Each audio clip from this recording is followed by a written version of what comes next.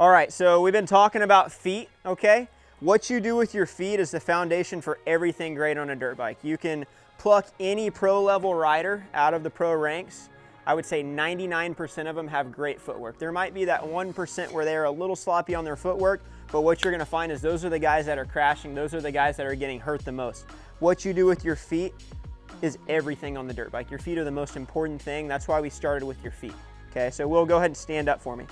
So standing, all right, I get guys that come to us and train and they may have been riding 20, 30 years and they still don't have the standing right. I go to the races, I go to the track, 85% of the riders still don't have the standing right. So I just wanna go over the basic mechanics of standing with you and we're gonna get out there and practice that a little bit, okay? So when you're riding, your feet are the first contact point with the bike, right?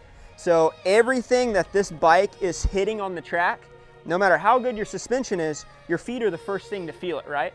That force has to do something. It's making the bike go up and down. So if you're in the middle of your feet, what's it make your body want to do on the bike? You're going up and down like this, right? You've got flexion right here in your ankles. So you can see where his ankles drop and go up and down in the bumps. That's super, super, super important. You've got to be soft with your feet on the bike, but at the same time, you've got to be locked in with your feet. Super locked in with your feet. Sometimes I hear taller riders, they're like, well, my knees are above the seat. How am I supposed to grip the bike? Blah, blah, blah. It's just an excuse.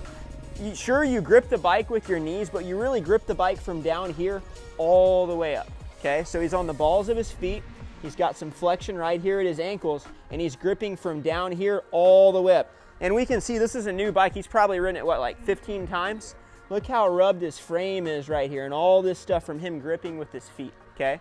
So number one, balls of the feet, we've got to be locked in with our feet, okay? The biggest common mistake I see with most riders is their knees want to come forward like this. So now he's engaging this, he's engaging this, he's engaging this, he's engaging this, he's engaging this. He's pulling with his arms, he's got too much weight on the front of the bike. That's the absolute worst position you could ever be in on a dirt bike. So drop your heels.